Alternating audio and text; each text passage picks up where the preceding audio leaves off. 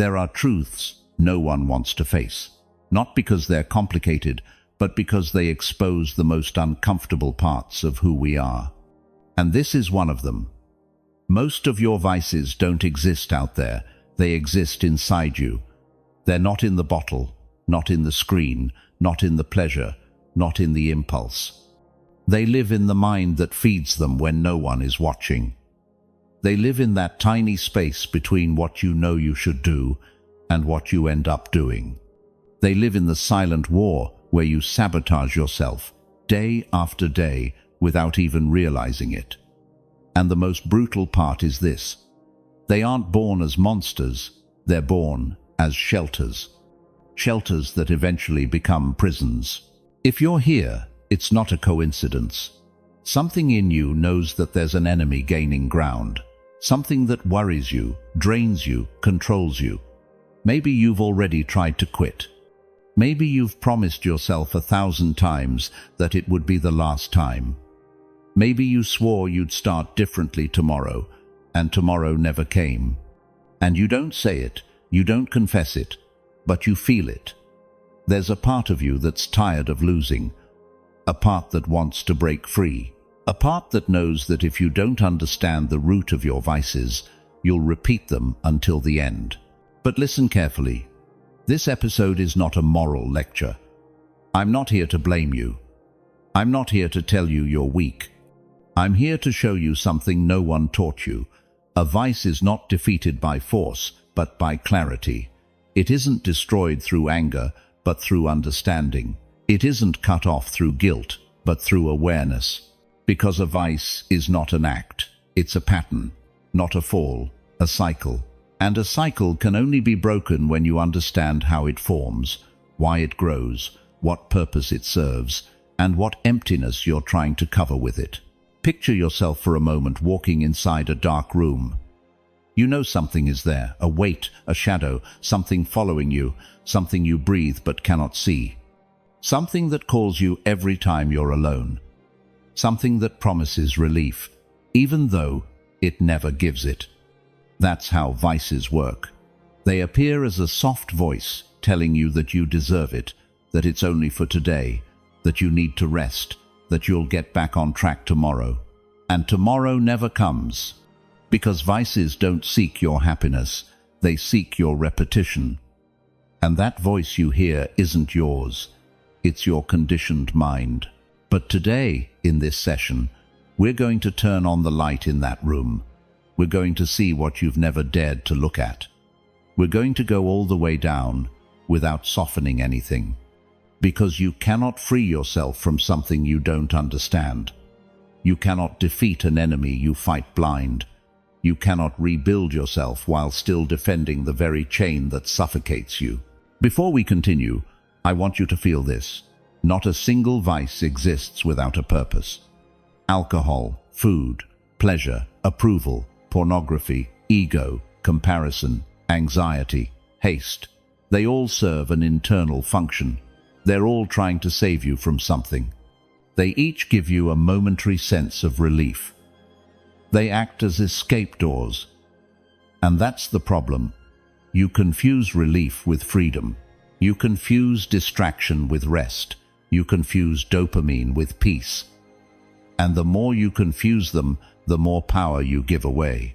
What we're going to do today is something very few dare to do. We're going to expose the inner logic of your vices. We're going to dismantle the hidden machinery behind each impulse. We're going to take that part of you that acts on autopilot and bring it into the light. Because here's the key. An impulse that is seen is an impulse weakened. A vice illuminated loses strength.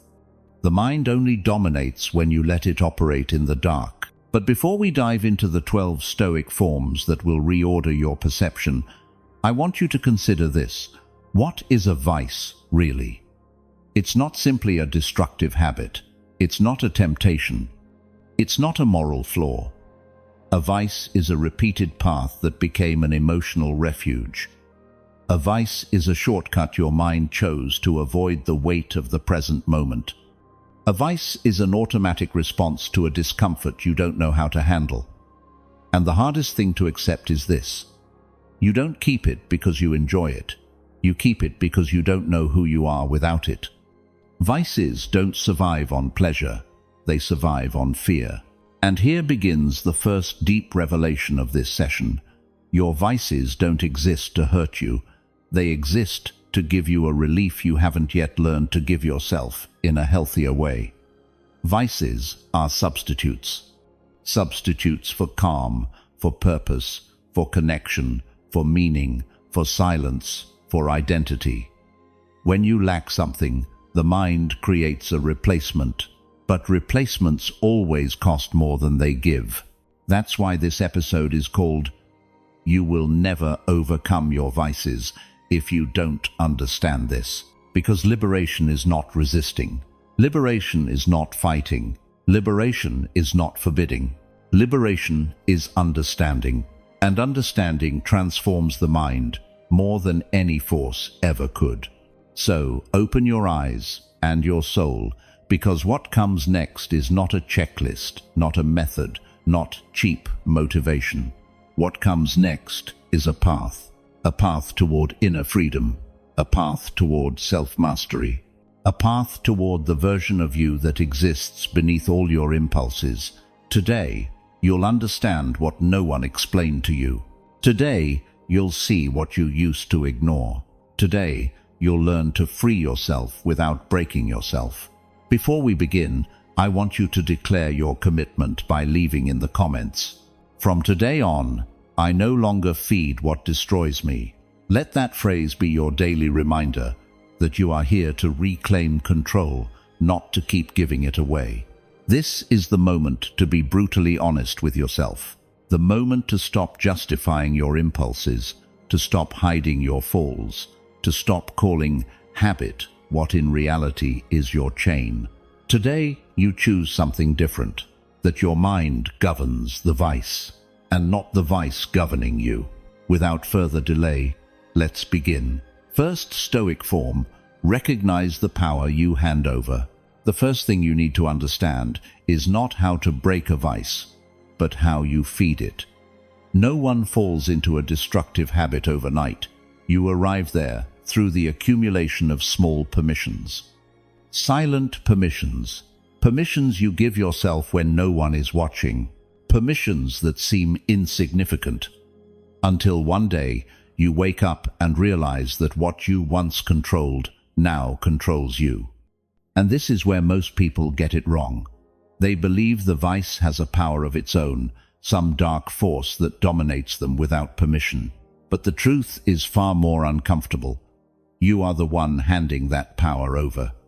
Every time you give in to the impulse, every time you justify just for today, every time you choose quick relief over self-respect, you give away a piece of your strength. And the worst part is that you almost never realize when it began. One day, you were just tired. Another day, you were sad. Another day, you didn't want to think. And without noticing, that small escape that once felt harmless turned into an emotional habit. Nothing is a vice the first time you do it. It becomes a vice the day you do it, unconsciously. And when you reach that point, you're no longer seeking pleasure, you're seeking anesthesia. You're trying to numb your mind. You're trying to escape the weight you're carrying. And that is the clearest sign that the power is no longer yours, but belongs to what dominates you. This is where Stoicism enters with all its sharpness and clarity. Epictetus said, "No one can harm you without your consent." And although many interpret this as a teaching about the external world, it applies just as much inwardly. No vice harms you without your consent. No impulse becomes a chain without your participation. No habit destroys you unless you first invite it in. This truth hurts, but it also liberates. If you fed it, you can stop feeding it. But to do that, you have to look at what you've been avoiding. You have to approach your vice not with shame, but with clarity. Many people fall because they lie to themselves. They replace the word addiction with habit. They replace dependence with relaxation. They replace escape with pleasure. And each word softens the truth. Each word hides the root. Each word becomes a silent pact with self-deception, and the softer you name it, the stronger it grows. The Stoic does not soften. The Stoic looks precisely. The Stoic calls each thing by its name, not to judge himself, but to see himself clearly. Imagine standing in front of a mirror where, for the first time, you don't look away. That mirror does not judge you. It does not condemn you. It does not humiliate you. It simply reflects. It reflects what you do when you're alone. It reflects what you choose when no one can comment. It reflects the decisions you repeat, even when you know they harm you. And there in front of that mirror is where power begins, because power is born in truth. And the truth is this: a vice is not defeated by saying, "I will quit," but by saying, "I will observe it." When you observe an impulse without acting on it, you weaken it. When you look at it without obeying it, you dismantle it. When you realize that a vice doesn't control you through its strength, but through your unconsciousness, you reclaim territory you thought was lost. And it's not about brute force, infinite willpower, or punishing yourself. It's about presence, about becoming aware of what you do when you're not thinking, about turning on the light where there used to be shadows, because a hidden vice thrives, a revealed vice begins to die. I want you to remember a time when you fell into the habit you're trying to break. Remember the instant before you acted, not after before. That exact second when you felt the impulse, when your body asked for the escape, when your mind offered you an excuse. That second is gold. That second is the root of everything. What you decided there determined the rest. That second is your battlefield. That second is your border between freedom and repetition. And what you do with that second defines your life. The problem is that you're almost never present when it arrives. The impulse appears, you act, and only afterward do you notice. But Stoicism teaches you to focus there on the micro moment where you can choose. The moment where you can see how you give away your power, or how you take it back. And understanding this changes everything. A vice doesn't dominate you because it's intense. It dominates you because it's repeated. That's why it seems strong. That's why it seems inevitable. That's why you think you can't avoid it. But the strength you feel isn't real. It's accumulated habit. It's unconscious practice. It's reversed training. You have trained your mind to give in. You have trained your body to depend. You have trained your behavior to seek the same cheap relief over and over. But if training brought you into the problem, training can get you out. The first Stoic form is to examine that training with coldness, with honesty, without fear. Asking yourself, what do I feel right before I fall? What do I think right before I justify myself? What emotion is fueling this habit? What void am I trying to fill with this? What part of me am I trying to silence? Because a vice is not pleasure, it is anesthesia. It is not enjoyment, it is escape. It is not freedom, it is domestication. And you can only break domestication when you recognize the trainer, yourself. When you accept that you have given away power, you also accept that you can take it back. When you see that you fed the chain, you discover that you can stop feeding it. And this act, simple but profound, is the beginning of freedom. The vice stops being a monster and becomes a mechanism. It stops being a sentence and becomes a pattern. It stops being an invisible enemy and becomes a process you can study, understand, and dismantle. The Stoic does not fight his vices with force. He weakens them with awareness. He does not battle them head-on. He observes them until they fall apart. He does not judge himself. And when you understand yourself, you no longer fall the same way. Because what is looked at directly loses power. What is illuminated loses mystery. What is understood loses control. And what no longer controls you returns your freedom. This is recognizing the power you hand over, and it is also the first step toward reclaiming it. Second Stoic form, trade pleasure for purpose. There comes a moment in the journey of anyone fighting a vice when they realize something essential. The problem is not the vice. The problem is the void it's trying to fill. Because no destructive habit is born from real pleasure.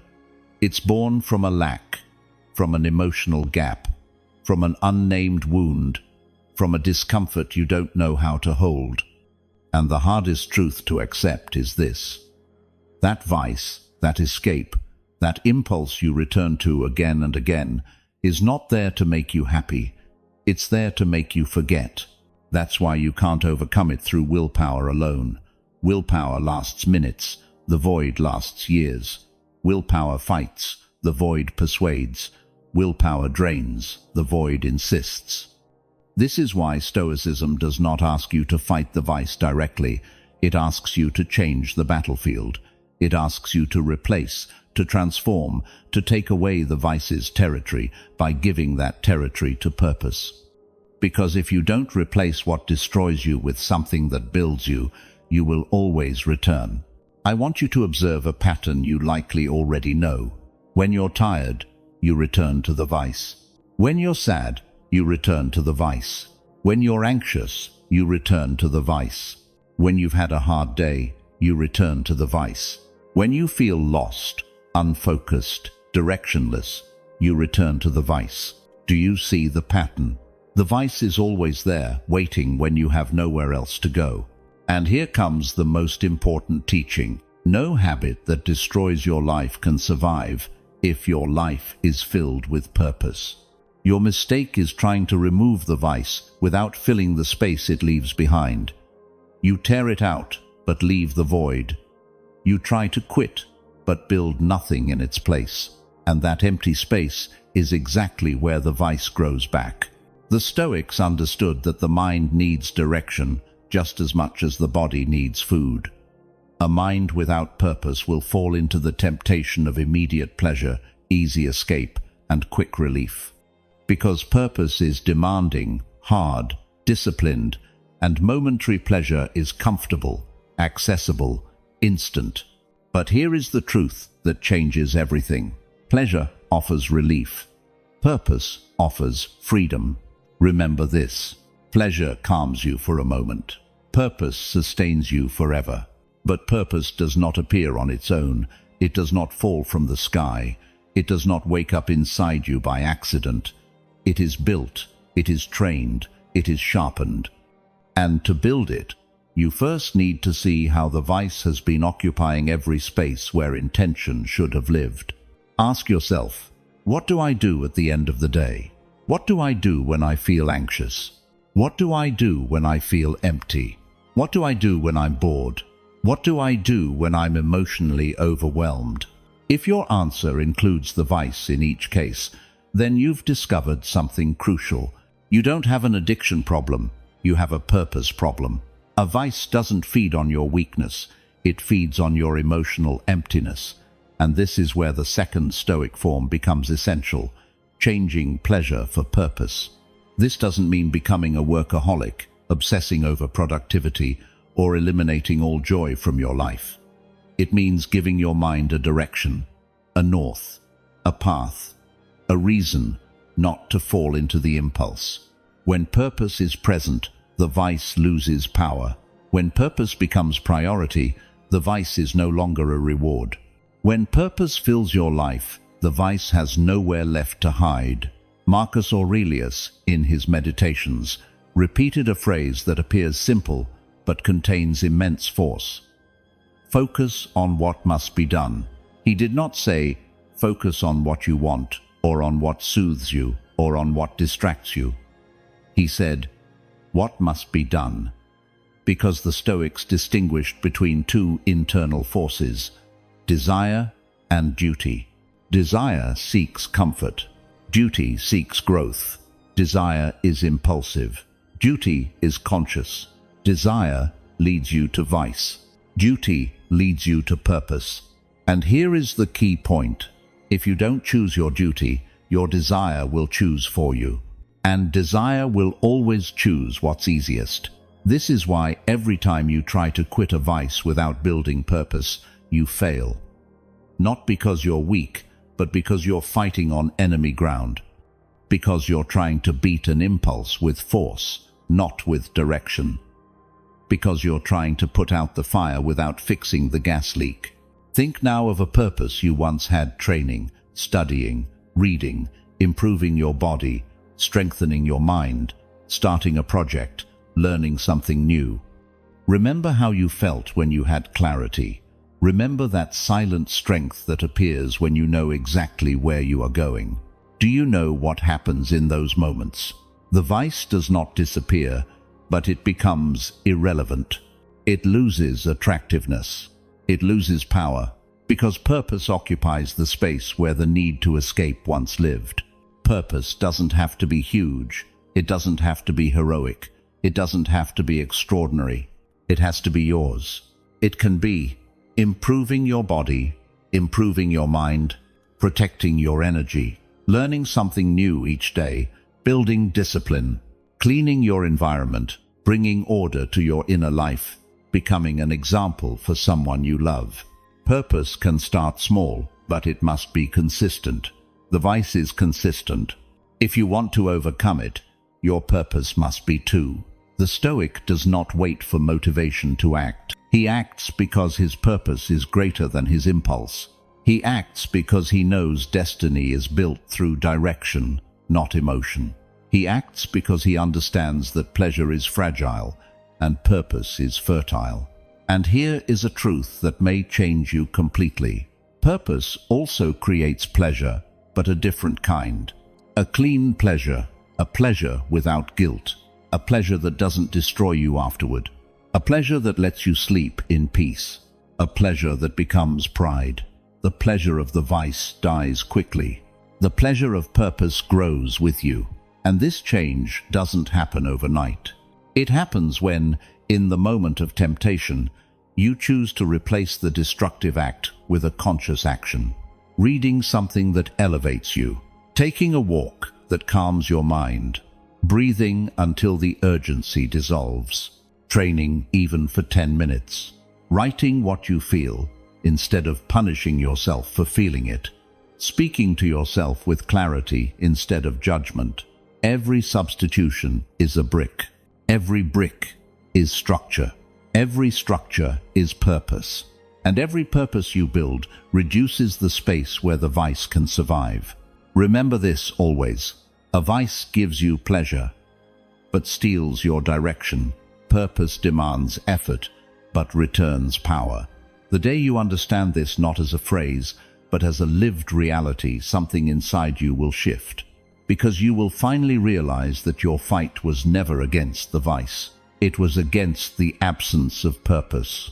When your life is filled with intention, you no longer need to escape it. When your days have meaning, you stop seeking anesthesia.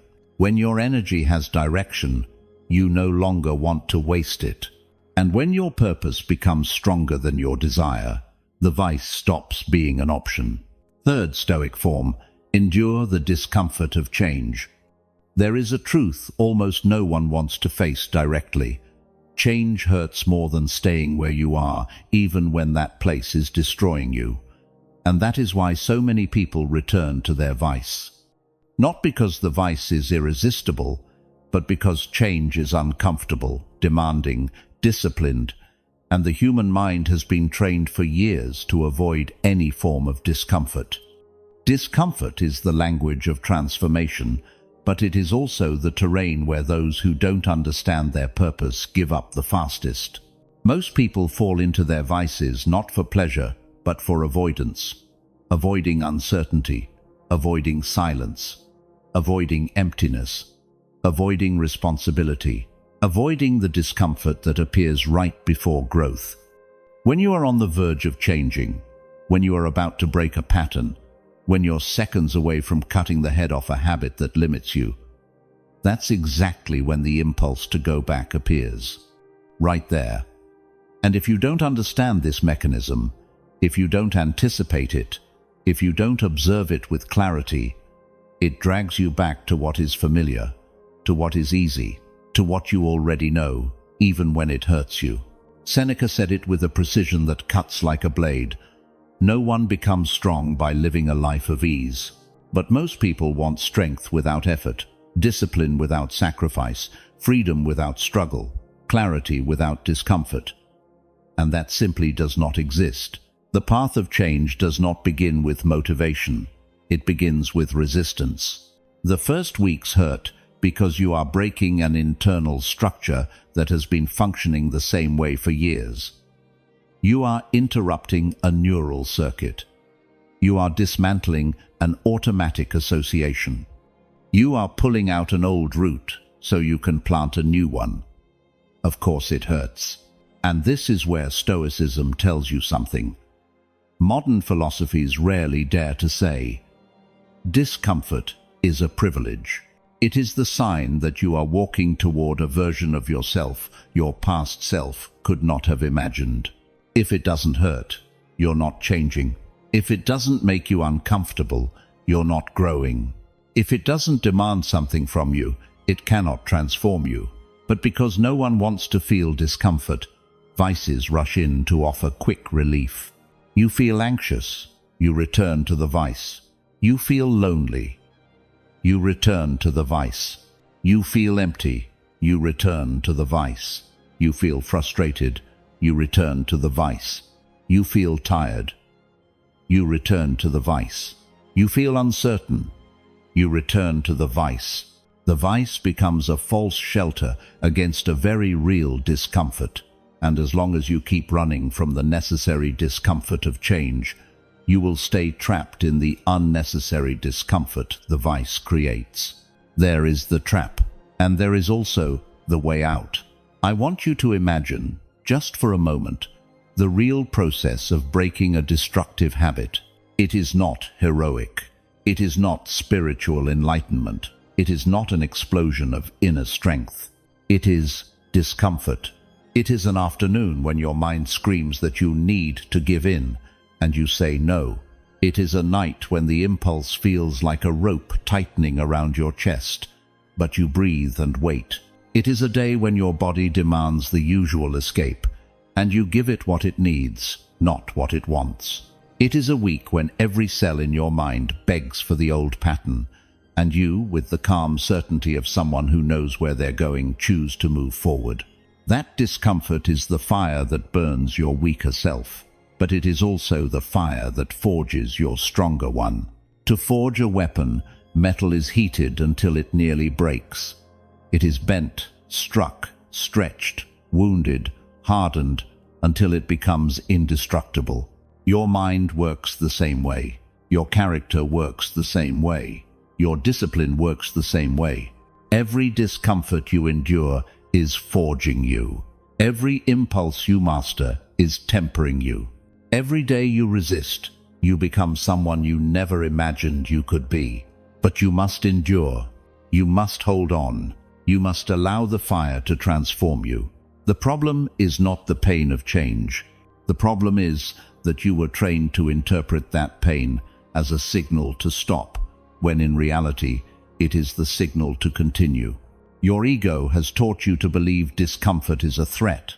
But to the Stoic, discomfort is the bridge between two versions of the self. One weaker, one stronger.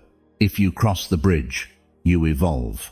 If you stop midway, you regress. If you run back, you relapse. Epictetus was blunt. It's not what happens to you, but how you react that matters. And reacting to a vice trigger with calm is not comfortable.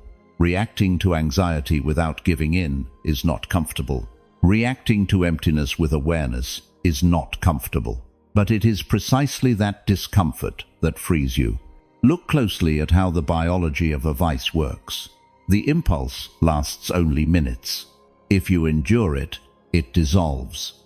If you feed it, it grows stronger. Discomfort is the warrior's trial. Not the external warrior, the internal one.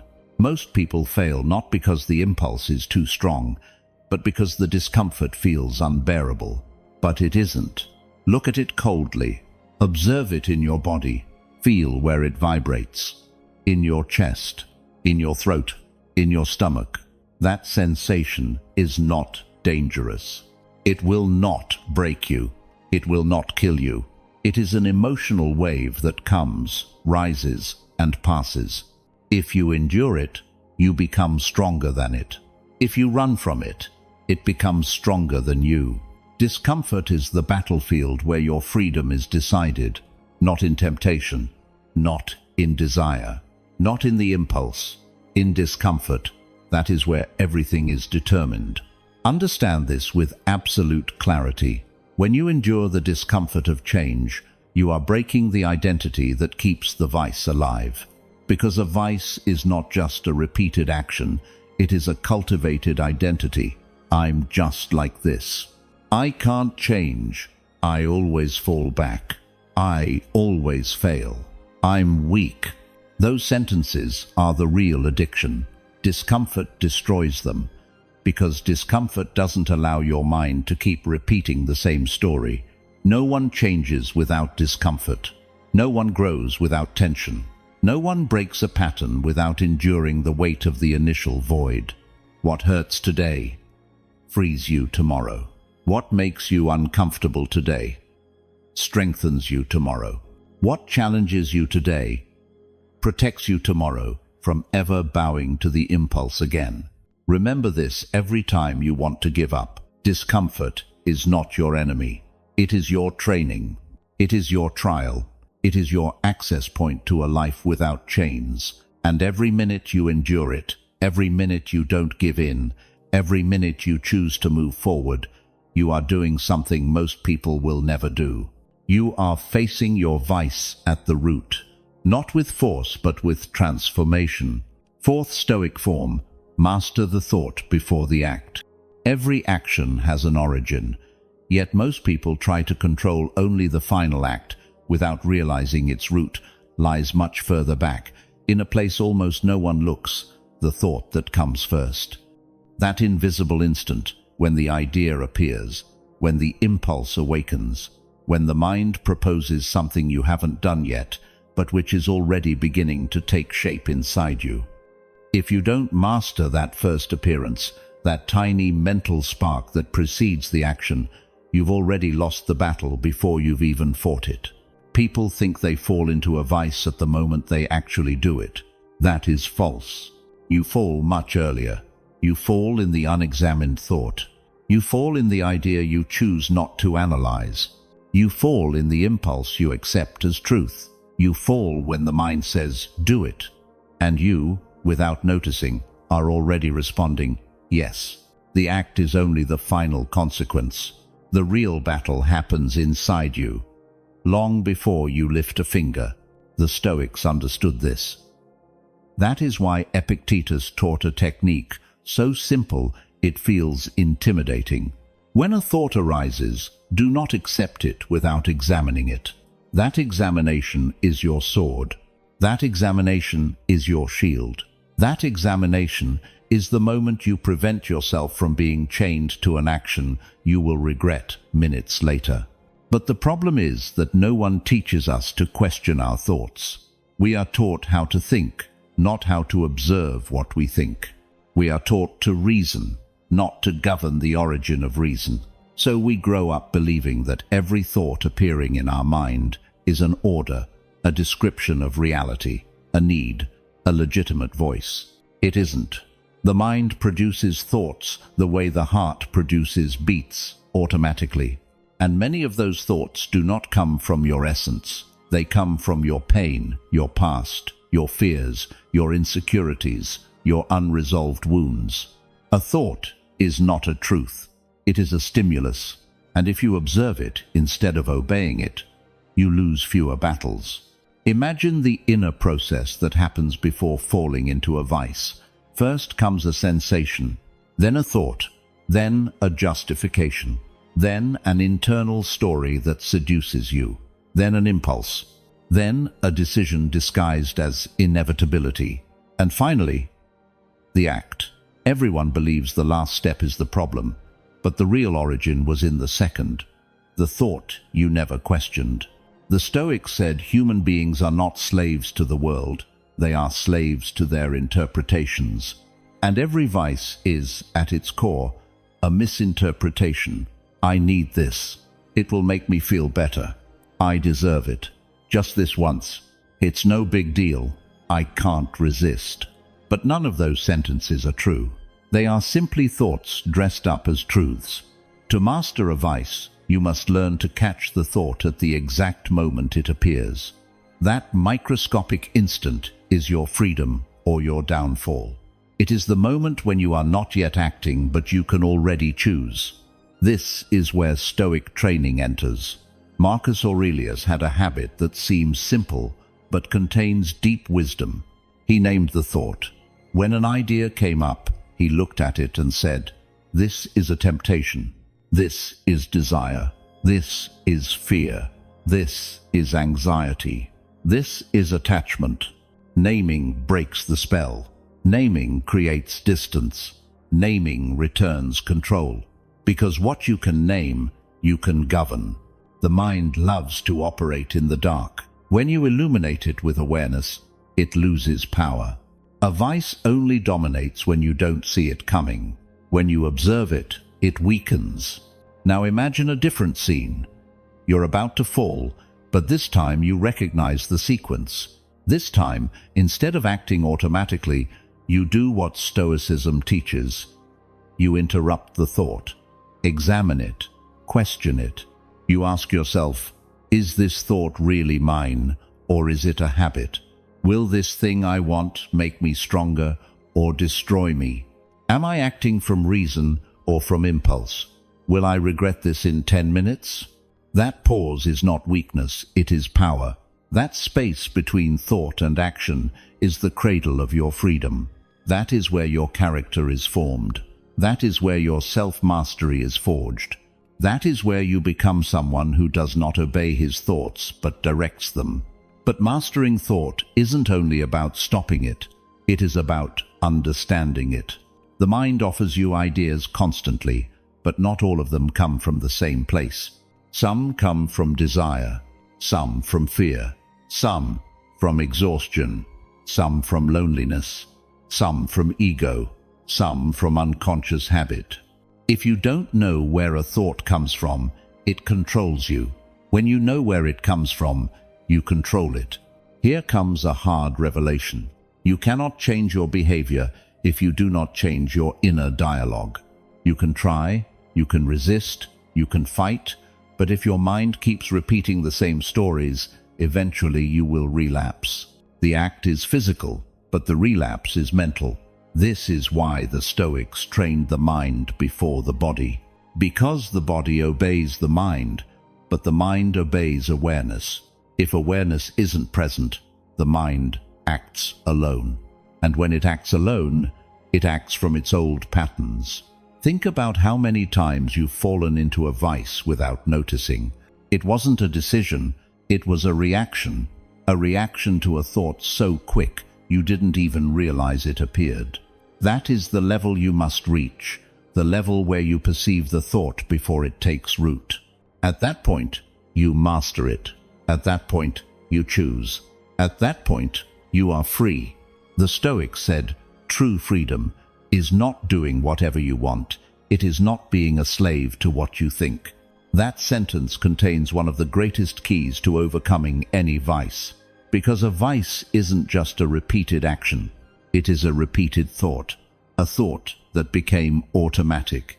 A thought that became identity. A thought you treated as truth for years.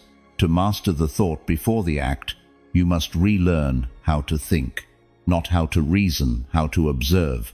Not how to control, how to direct. Not how to censor, how to understand. This is where the most powerful Stoic practice enters. Rational anticipation. Before temptation even arrives, you prepare mentally. You visualize the thought. You visualize the impulse. You visualize the discomfort. You visualize your response, not to obsess but to recognize the pattern before it appears. When you anticipate it, it cannot surprise you, and when it cannot surprise you, it cannot control you. Understand it like this: the thought is the root, the impulse is the stem, the act is the fruit. You can cut the fruit 1,000 times, it will grow back. But if you pull out the root, the tree dies. Mastering the thought before the act is pulling out the root. It is starving the vice of its source. It is preventing it from growing. It is breaking the cycle at its origin. It requires practice. It requires discipline. It requires being awake inside your own mind. It requires being faster than your impulse. It requires being more conscious than your pattern. But every time you do it, even once, something changes. The change is small, almost invisible. But it's real. It is the moment you realize the vice never had power over you. It was always you giving power to it. And if you can stop a thought once, you can stop it always. Mastering the thought before the act is the essence of self-mastery. It is where the wise person wins. It is where the vice dies. It is where you are reborn. Fifth, Stoic form. Accept your falls without giving up. There is a part of this journey that almost no one wants to look at, a part that hurts so much we prefer to ignore it, hide it, justify it, or disguise it. That part is called the fall, and it doesn't matter how disciplined you are, how much strength you're building, or how determined you are to change at some point, you will fall. But what determines your destiny is not the fall, it's what you do after. Most people believe that failing once means losing everything they've built. They think a relapse erases weeks or months of discipline. They believe that if they slip, there's no point in trying anymore. But that's not Stoic thinking, that's defeated thinking. The wise person falls just like you do. The difference is that he gets up without turning the fall into an identity. Epictetus made it clear: a man is not defined by what happens to him, but by how he rises. And this isn't a motivational quote. It's a deep psychological principle. He who turns his mistake into a verdict destroys himself. He who turns his mistake into information evolves. The fall has a purpose: to reveal the exact point where you still don't master your mind. When you relapse, you don't just fail, you learn. You learn when you're most vulnerable. What triggers your impulse? Which thoughts deceive you? Which emotions drag you? Which situations weaken you? Which stories you tell yourself to justify your behavior? A fall reveals more about you than a perfect day ever could. That's why the Stoic doesn't hate himself when he falls, he observes himself. Some believe a Stoic never stumbles. What a terrible misunderstanding. The Stoic does stumble, but he doesn't sink. He feels pain, but he doesn't drown in guilt. He loses balance, but not direction, because he knows something most people don't. Guilt is the food of vice. Guilt says, you failed, so there's no point in continuing. Guilt invites you to fall again because it convinces you that you've already ruined your progress. Guilt makes you feel like you are the mistake, not that you simply made one. And it's there, exactly there, where many destroy themselves more than the vice ever could. Guilt crushes. Guilt paralyzes. Guilt convinces you you're weak. Guilt convinces you that you can't change. Guilt creates identity, and a wounded identity seeks refuge in the same vice it's trying to escape.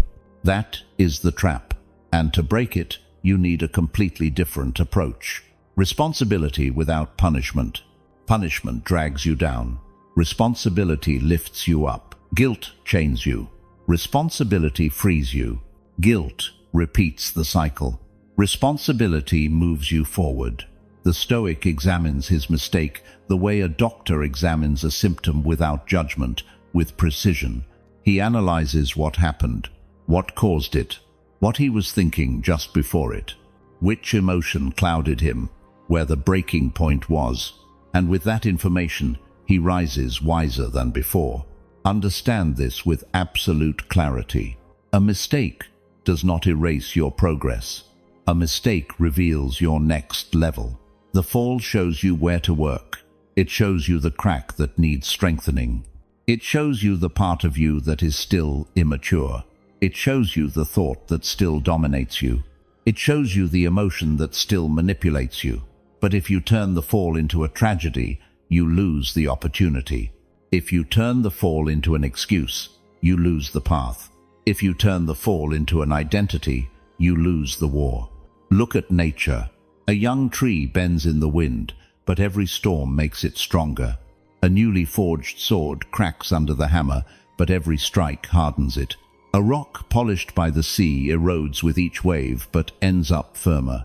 The fall doesn't destroy the one who understands its logic. It destroys the one who interprets it as the end. The Stoic, when he stumbles, says, "This is part of the training." And then he continues, "Now imagine your own recent fall. Think of that moment when you gave in, of that night when you returned to your vice, of that day when you didn't maintain discipline, of that thought that dragged you, of that impulse you didn't question. Now look at it differently. What did you learn there? Which emotion opened the door? What justification did you tell yourself? What was the exact moment when you could have stopped it? That information is gold. Those details are your map. That fall is your teacher. But if you respond with guilt, you burn that map. If you respond with shame, you destroy the lesson. If you respond with resignation, you start from zero again. And you don't need to start from zero. You have advanced. You have resisted. You have grown. You have changed. A fall does not erase that. A fall does not define that. A fall does not destroy that. But you must learn to rise quickly. The time between the fall and the recovery determines your destiny. If you fall and stay down for a week, you lose ground. If you fall and stay down for a month, you lose strength. If you fall and stay down for a day, you lose focus. But if you fall and rise in the same minute, you become aware of it. The fall becomes a small detour, not a return to the past. That is the secret of the Stoic. He doesn't avoid falling. He avoids staying down. Seneca said it without softness. What merit is there in never having fallen? The merit lies in rising every time. This is your path. You will stumble. You will have weak days. You will face dark moments. You will hear old voices inside you, urging you back to what destroys you. But you are not going backward. You are training. You are learning. You are sharpening your perception. You are strengthening your character. Every fall prepares you for the next internal battle. Every fall forces you to refine your strategy. Every fall teaches you to understand yourself better. And every fall, if used correctly, brings you closer to freedom. Remember this as an internal oath. As long as you keep rising, the vice can never win. It wins when you give up, not when you fall. The inner enemy celebrates defeat, not the stumble. So stand up, breathe, observe what happened, learn, return to the path without drama. The fall is not the end of the process. It is part of the process. And every time you refuse to give up, even after failing, you demonstrate something very few understand. You are not fighting for perfection. You are fighting for power. And power does not belong to the one who never falls, but to the one who never quits. Sixth Stoic form. Practice the fasting of pleasures. There's an uncomfortable truth almost no one wants to accept. Most of your vices don't exist because they make you feel good. They exist because they make you weak. They exist because they give you a fleeting sense of relief that your mind confuses with need. They exist because you've trained yourself to expect easy, immediate, accessible satisfaction, the kind that demands nothing from you except surrender. And that, painful as it is to admit, is what has been rotting you from the inside out. No one becomes a slave to a vice out of malice. They become a slave out of habit. The Stoics understood this 2,000 years ago. Constant pleasure isn't a gift, it's a trap. A trap that makes you believe you can't function without that stimulus, that you can't bear life without that escape, that your day collapses without that comfort. But look closely at your life. When was the last time you chose discomfort on purpose? When was the last time you told your mind no when it demanded something urgently? When was the last time you proved that you are in command, not your impulse? Fasting from pleasure is not repression. It's not punishment. It's not morality. It's strategy. It's training. It's reminding your body and your mind who is the master and who is the instrument. Because as long as you give yourself every indulgence, every escape, every gratification your desire asks for, you will never know how much power you truly have. A muscle that isn't challenged atrophies. A mind that isn't disciplined scatters. A desire that is never questioned becomes a tyrant. And this is where many misunderstand the real purpose of Stoicism. It isn't about rejecting pleasure, it's about mastering it. About enjoying it without depending on it. Savoring it without needing it. Using it without being used by it. The problem was never pleasure itself. The problem is that you surrendered to it. And when you surrender to pleasure, the price is always the same: your freedom. Look at your life with brutal honesty. Think about that vice that has you trapped. It could be a habit, a person, a food, a screen, an emotional drug. Whatever it is, ask yourself this: who decides when it happens? Who decides how long it lasts? Who decides whether you can stop? If the answer isn't you, then you're trapped, even if you swear you're not. Fasting from pleasure is one of the oldest and most effective tools for reclaiming control, because it teaches your mind something it hasn't heard in a long time. You don't control me. When you spend a day without the thing that has you tied, your mind panics not because it needs it, but because it's used to getting what it wants without resistance. It's like a spoiled child hearing enough for the first time. It will scream. It will fight. It will invent stories. It will try to manipulate you. It will tell you that you need it, that you deserve it, that you're making things unnecessarily hard. But none of that is true. It's just your desire protesting because you're no longer obeying unconsciously. Seneca said it with almost offensive clarity: get used to living with little. That way, you won't depend on anything. That phrase isn't spiritual poverty. It's mental wealth. It's inner strength. It's the ability to feel pleasure without losing your will. When you can live without something, only then are you ready to enjoy it without being owned by it. But fasting from pleasure isn't just abstinence, it's revelation. It reveals your dependencies. It reveals your anxiety. It reveals your excuses. It reveals the fragility of your self-control. It reveals the stories you tell yourself to justify your actions. And though that revelation hurts, it's the only way to cut the invisible thread that keeps you tied to what weakens you. I want you to feel this as training, a training very few have the courage to do. Because it isn't about proving anything to anyone. It's about proving something to yourself. It's about experiencing that powerful moment when you look your vice in the eye and say, not today, not tomorrow, not when you feel ready, not when you're strong. Today, precisely today, when it's hardest.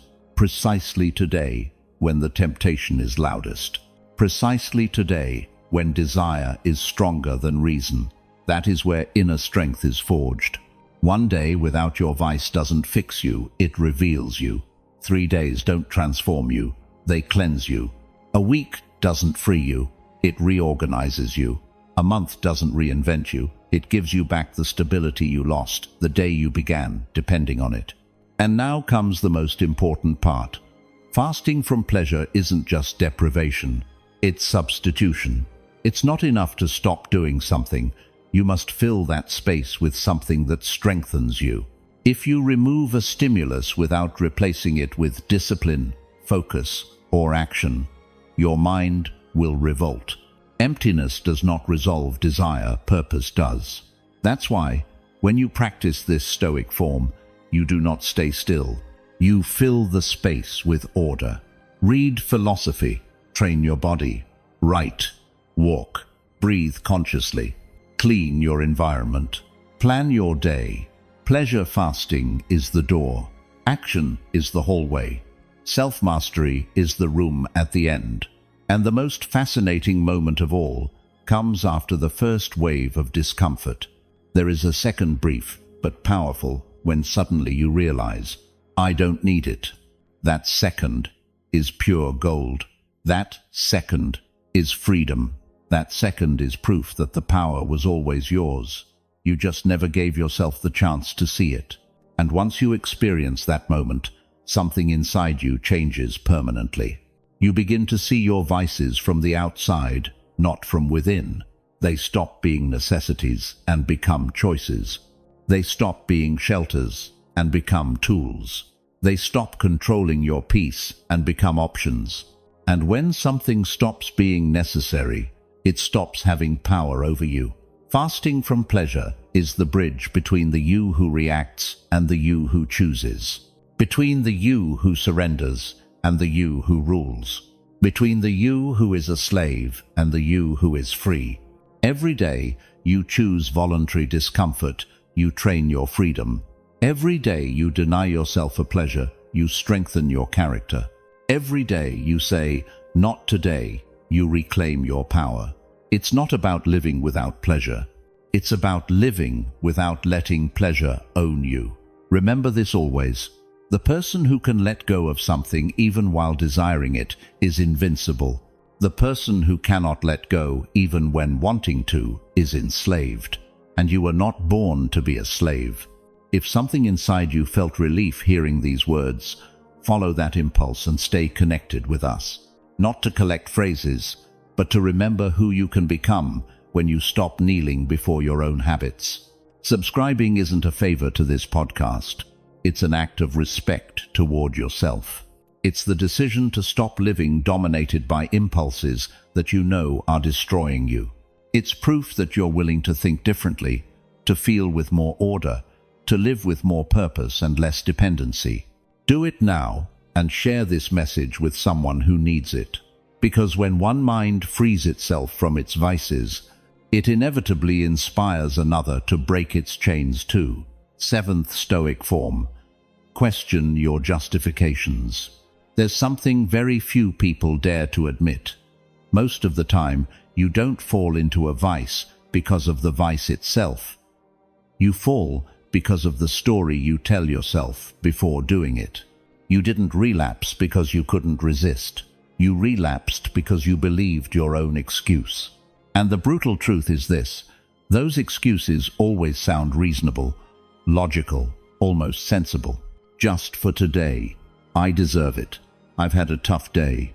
I'll stop tomorrow. Each of these phrases seems small, harmless even, but together they form the chain that keeps you tied to your worst self. The Stoics understood that the real enemy of self-control is not temptation, it's your internal narrative. That voice that convinces you you're acting out of need when you're actually acting out of comfort. That voice that whispers that nothing will happen, that tomorrow will be different, that no one will know, that you can handle it. But here's the question you must ask yourself. How many times has that voice said the same thing? How many times has it promised you tomorrow? How many times has it sold you the idea that giving in has no consequences? And, more importantly, how many times have you believed it? To question your justifications is an act of war. War against the part of you that wants to keep you exactly as you are. War against the mind that prefers what's familiar over what's right. War against your own tendency to avoid the discomfort of change. It's no coincidence, the Stoics said, the human mind is an expert at lying to itself with elegance. Seneca wrote that a person isn't destroyed by what they don't know, but by what they pretend not to know. That is exactly what a justification does. It allows you, for a few seconds, to pretend you're not abandoning your discipline. even though you are. But here's the uncomfortable truth. Every justification is an act of surrender. It doesn't feel like surrender because it arrives dressed as logic. It tells you rest is necessary, that rewarding yourself is healthy, that life is short and you should enjoy it, that self-control is too rigid, that dropping the habit for a day doesn't matter. And some of those statements may even carry a grain of truth, but not when you're fighting a vice. In your case, they're not truths. They're traps. They're mental mechanisms designed to help you avoid the effort you know you must make. When you start observing your justifications as external objects, something shifts. You begin to hear that automatic phrase that used to slip by unnoticed. You realize it always appears in the same emotional states. When you're tired, sad, bored, anxious, or frustrated, you begin to see that it's not a free decision, it's a programmed impulse. And your job, as a practitioner of Stoicism, is not to obey that impulse. It's to examine it. Imagine the scene. You're about to fall into your vice. The temptation is right there, breathing down your neck. Your mind is crafting a perfect argument to convince you. Everything seems aligned for you to give in. That exact instant is where your destiny is decided. Because right there, in that microsecond, the justification appears. Soft, convincing, almost innocent. But it's a lie. The most dangerous kind of lie. The one you tell yourself. This is where Stoic practice enters. You question it. You ask immediately, is this true? Or is this an excuse? That single question has the power to break a habit, because justification cannot survive under light. It falls apart when examined. It loses strength when exposed. It becomes ridiculous when spoken out loud. The impulse that seemed inevitable weakens the moment you see it without decorations. Marcus Aurelius wrote every day to monitor his own thinking. He did not trust his excuses. He did not trust his first reactions. He did not trust the internal narrative that tried to soften his path. He knew the human mind is skilled at convincing you something is necessary when it's merely comfortable. That's why he repeated one phrase, "Do not deceive yourself," his reminder that self-deception is always the first step toward defeat. The danger with justifications is that they don't seem dangerous until you look at the accumulated result. One time won't change your life, 2 times either, but 2 weeks, 2 months, 2 years, obeying the same narrative, that will change everything. It drains your self-trust. It erodes your discipline. It damages your integrity. It weakens your character. Because each time you obey a justification, you teach your mind that it is in charge, not you. Each time you obey it, you reinforce the habit you're trying to destroy. The Stoics understood that self-control begins with language, with how you name what you do, with how you describe your impulse, with how you justify your choices. If you say, "I need it," your mind believes it. If you say, "It's no big deal," your body follows. If you say, "Just this once," your discipline collapses. But when you're honest and say, "I'm about to surrender," there's a shift. Truth wakes you up. Truth makes you uncomfortable. And that discomfort is precisely where change begins. Hear this clearly. Every justification is a story designed to protect your vice, not you. And you are not here to protect your vices. You are here to free yourself from them, to reclaim the power you handed over without noticing, to tell your mind that it can no longer manipulate you with soft phrases and sweet arguments. When you question your justifications, something deeper happens. You discover the root of the vice. You realize you often give in because of fear, not desire, because of sadness, not pleasure, because of emptiness, not necessity. And when you see that, when you see what truly drives you, you begin to heal from the inside. Because you're no longer fighting the symptom, you're addressing the cause. Practice it like this. Every time your mind tries to give you a reason to give in, don't act, don't respond, don't decide. Simply ask, Who benefits from this, my freedom or my vice? The answer comes quickly, and when it arrives, even if it hurts, it will guide you. From that moment on, you will never fall the same way again. Yes, you might relapse. You might slip. You might make mistakes. But you won't fall asleep. You won't fall thinking it was unavoidable. You'll fall awake. You'll fall conscious. You'll fall knowing you chose not, that you were defeated.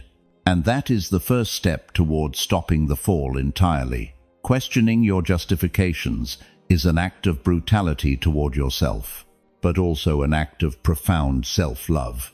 It's the act of saying, I will not let my mind lie to me. It's choosing truth over comfort. It's choosing growth over self-betrayal. It's choosing to stop protecting what destroys you. Remember, a vice is not broken with force, it's broken with clarity. And clarity begins when you stop believing your excuses. When you see them for what they really are, tiny leaks of willpower that, if left open, eventually flood your entire life. If you can question your justifications, you can dominate your vices. Because the excuse always appears before the fall. Cut the excuse, and you cut the habit. Cut the habit, and you reclaim your freedom. Reclaim your freedom, and you return to yourself. The vice wants you asleep. The justification wants you comfortable. But you, if you're still reading this, you want to be free. And freedom begins with one courageous question. Is this true? Or is this an excuse? 8th Stoic form. Rewrite your identity. There comes a moment in life when it's no longer the vice that traps you. It's you who stays inside out of habit. Not out of desire, not out of pleasure, not out of real need, but because you've repeated, "This is just who I am," so many times that the phrase has become a prophecy, an identity, a prison. And the harshest part? That prison has no bars, it has narratives, internal stories, misinterpreted memories, words you said without thinking, opinions you accepted without questioning, and each one of them, without you noticing, carved an image of yourself that you now defend, even though it's destroying you. The Stoics were clear. No chain is stronger than the one you place on your own name, on your story, on who you believe you are. Because when you say, "I'm weak," you're not describing a fact. You're issuing a command. When you say, "I'm anxious," you're not explaining a tendency. You're creating a destiny. When you say, "I'm an addict," you're not acknowledging a problem. You're reinforcing a character you later don't know how to escape. Misguided identity is one of the most silent poisons that exist. A vice doesn't need to trap you if it manages to convince you that you are it. That is why this Stoic form is one of the most powerful. Rewriting your identity.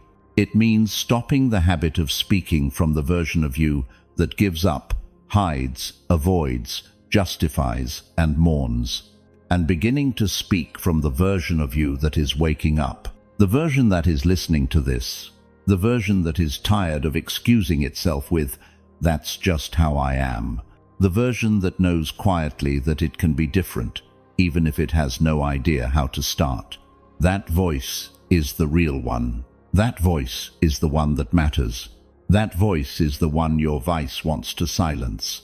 Marcus Aurelius wrote that one can always retreat within oneself. He didn't say, "when you feel strong."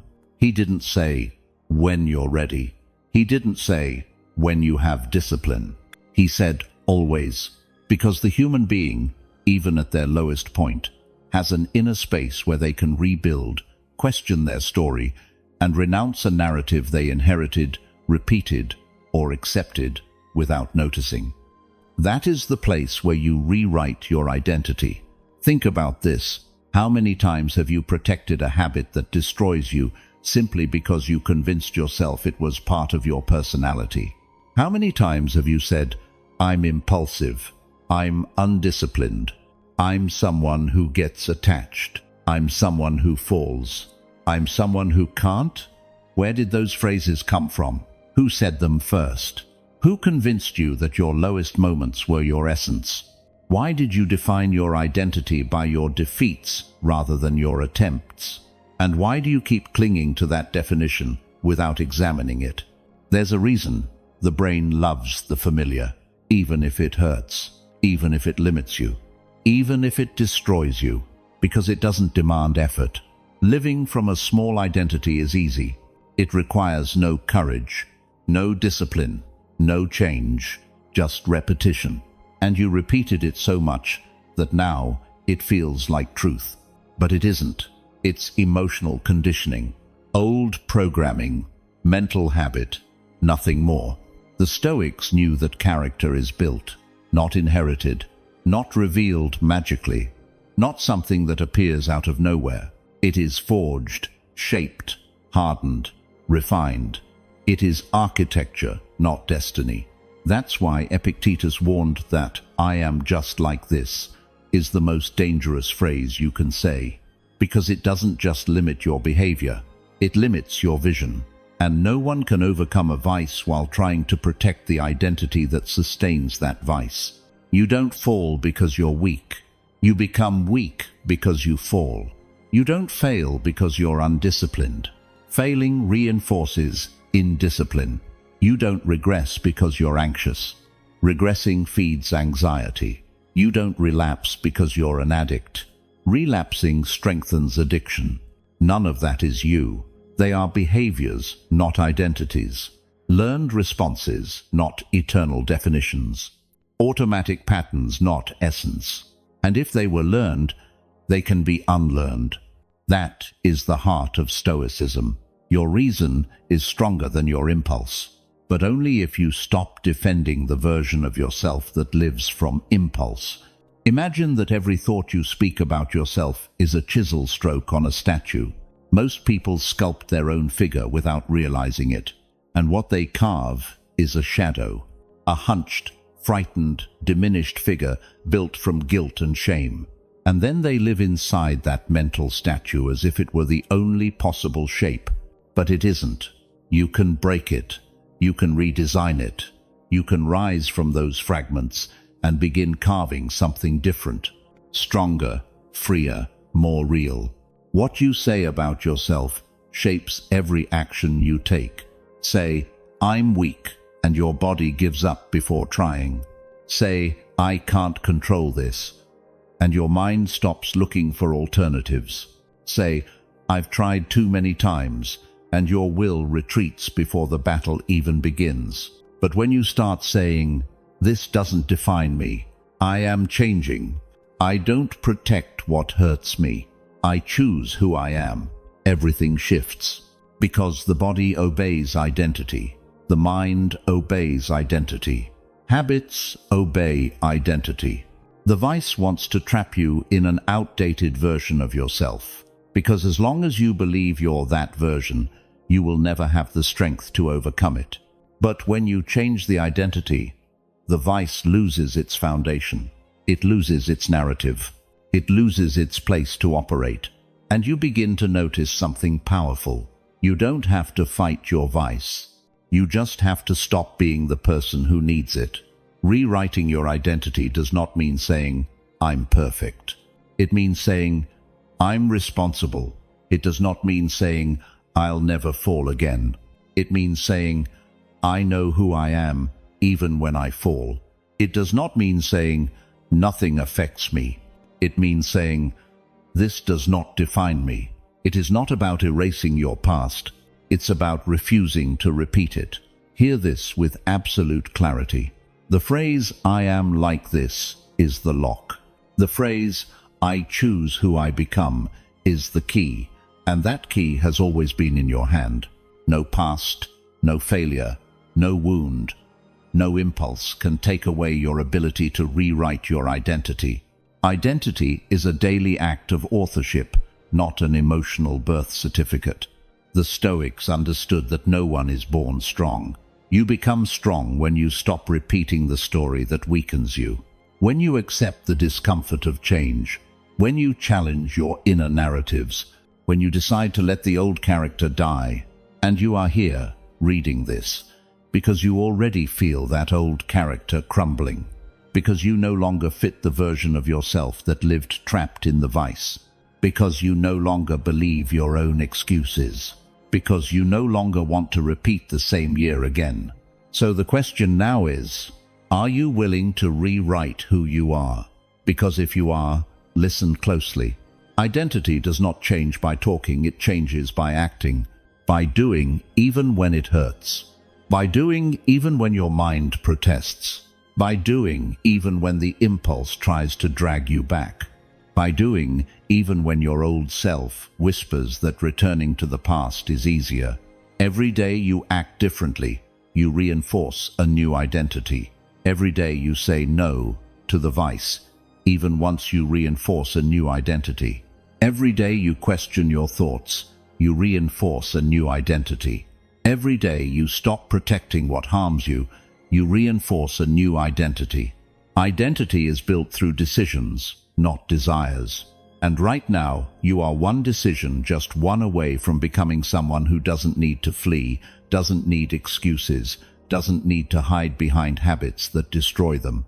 You are not your vice. You are not your fall. You are not your old story. You are your present choice. And today, in this exact moment, you have the opportunity to choose who you will become from here on.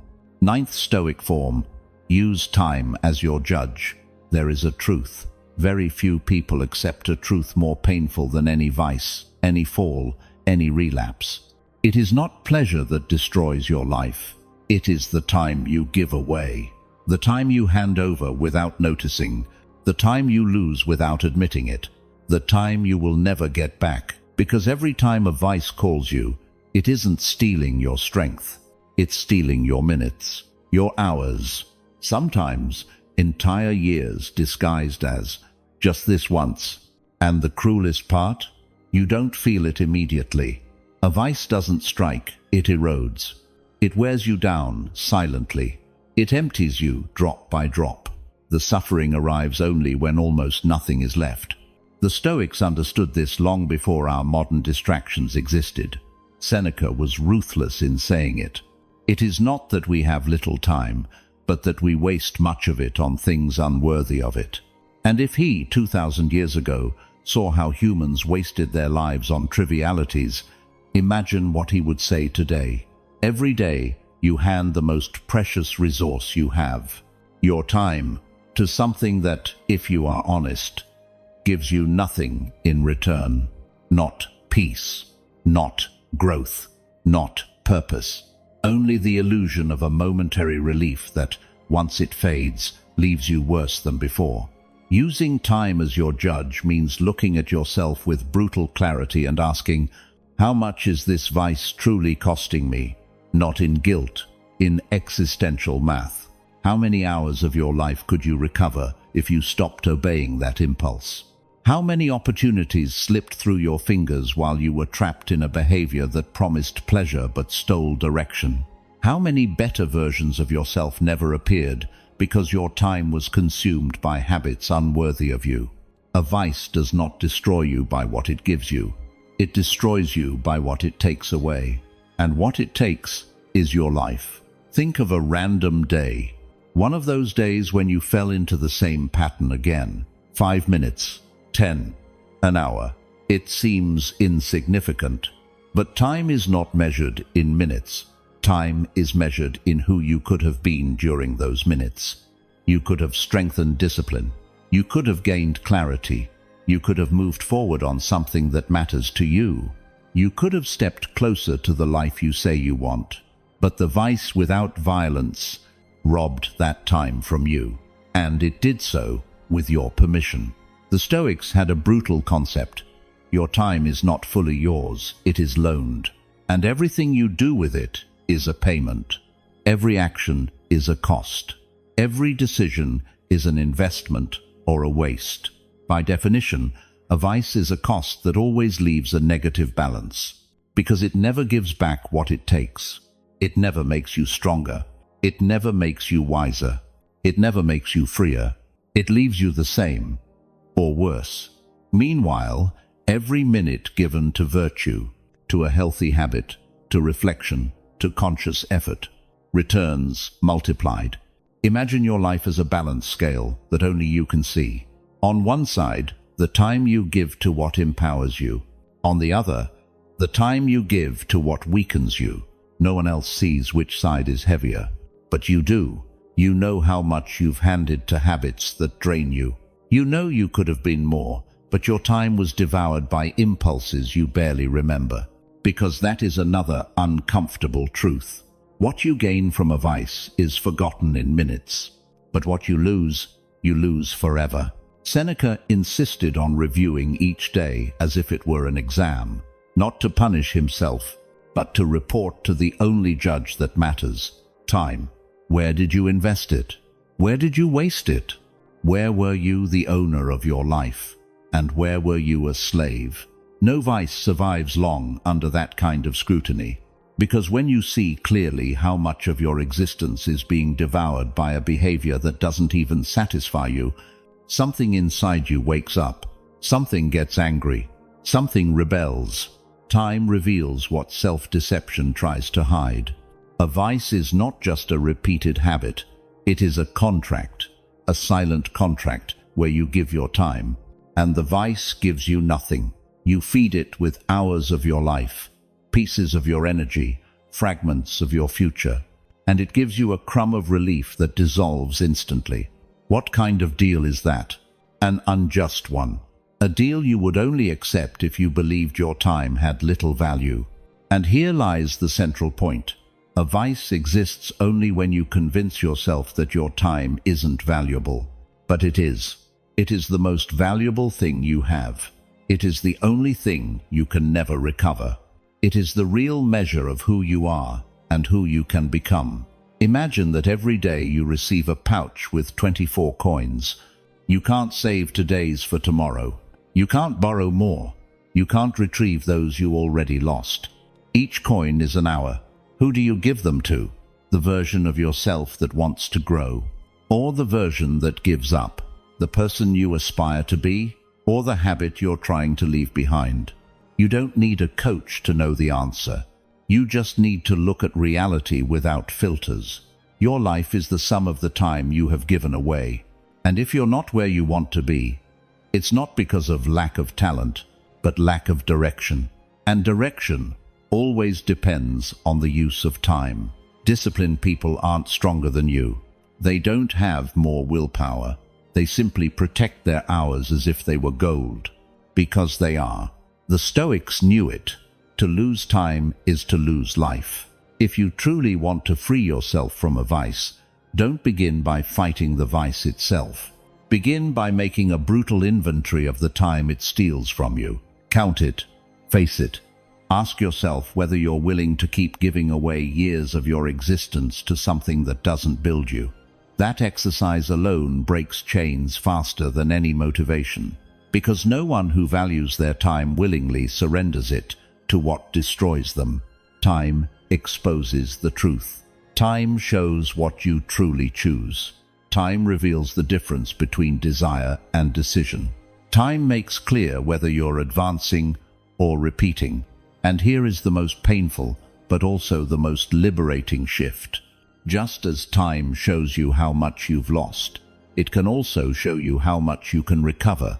Every minute you choose not to fall, every minute you choose to breathe instead of react, every minute you use to reflect instead of surrender, is a minute that builds a different life. A minute that counts. A minute no longer thrown into the void, but into your strength. Freedom is not leaving a vice behind. Freedom is reclaiming your time. And you can do it. Not tomorrow. Not someday. Now, in this exact moment. Because the decision of who receives your hours is always yours. And no one can take it from you unless you give it away. 10th Stoic form. Make discipline your companion. There is an idea very few people truly understand.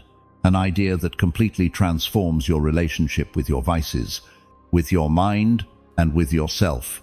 An idea so simple that most dismiss it, yet so powerful it has built inner empires where there once was only chaos.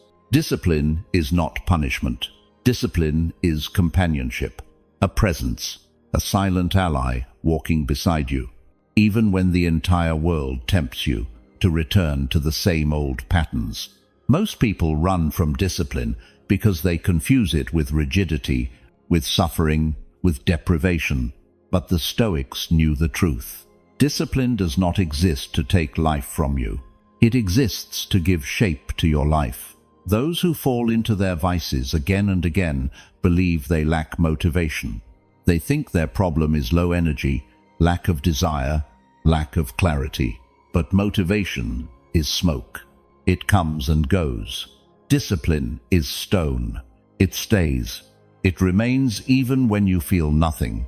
Even when you are exhausted, even when your mind begs you to return to the easy path. Discipline is that silent reminder of who you can become if you stop surrendering every time an impulse appears. And here comes a brutal truth. A vice doesn't break because you stop wanting it. A vice breaks when you build something stronger than it, something that displaces it, something that surpasses it. And that something is discipline. When you understand that discipline is not a force you must chase, but a presence you must invite, everything changes. Discipline does not demand perfection. It demands consistency. It does not require you to feel strong. It requires you to choose strength, even when you don't feel it. It does not demand that you eliminate impulses. It demands that you direct them. Imagine your life right now. Think of your slips. Those moments when you surrendered to the vice you know too well. You didn't fall because you lacked strength. You fell because you were alone. Alone with your mind, alone with your impulse, alone inside the same repeated story. But imagine that in that moment you were not alone. Imagine something beside you, a luminous shadow, a firm presence behind you. It doesn't judge you. It doesn't yell. It doesn't shame you. It simply supports you, reminds you who you are, reminds you what you want, reminds you that you can choose differently. That presence is discipline. When discipline becomes companionship, it stops feeling like a burden and starts feeling like an ally. The Stoics understood this so deeply that they shaped their entire lives around it. Marcus Aurelius woke every morning knowing his mind would resist, and yet he said, "I must go to work. I am human, and I was made for this." He didn't speak from motivation. He spoke from discipline, from companionship, from that inner place where one knows that, even if the world burns, duty remains. And fulfilling that duty saves you from your own vices, because it gives direction to a mind that wants to scatter. Discipline does not feel heroic. Often it is boring, often heavy, often repetitive. But what it builds is extraordinary. Life does not change through grand decisions, but through small decisions sustained over time. Tiny decisions that seem meaningless. Decisions no one sees. Decisions made in silence. Not opening that app, not seeking that escape, not repeating that pattern, not falling into what you always promised to leave behind. Every one of those small decisions is an intimate conversation between you and discipline. And each time you choose correctly, discipline steps closer. It becomes more yours. It accompanies you with greater force. Think for a moment of all the times you promised to change. All the times you said, "This is the last time." All the times you swore you wouldn't fall again. And you fell anyway. But it wasn't lack of strength. It was lack of companionship. A habit does not break through occasional strength. It breaks through daily discipline. Strength may last 5 minutes. Discipline can carry you your entire life. Discipline becomes companionship when you realize it doesn't exist to hurt you. It exists to protect you from yourself, from your impulses, from your anxiety, from your excuses. Discipline is the version of you that knows what is good for you, even when you forget. The sober voice that appears when desire blinds you. The rational reminder that your life is worth more than 5 minutes of cheap satisfaction. the steady hand that lifts you when guilt tries to drown you, the invisible guardian standing between you and your own destruction. You are not destined to repeat your vices. You are destined to surpass them. But growth doesn't happen through inspiration. It happens through repetition. Repetition of acts that honor your value. Repetition of choices that strengthen your character. Repetition of decisions that point toward your freedom. And that consistent repetition is discipline. When you make discipline your companion, it stops feeling like effort and starts feeling like identity. Because here is the secret no one tells you. You don't overcome a vice by fighting it. You overcome it by becoming someone who no longer matches that vice. In other words, by changing your identity.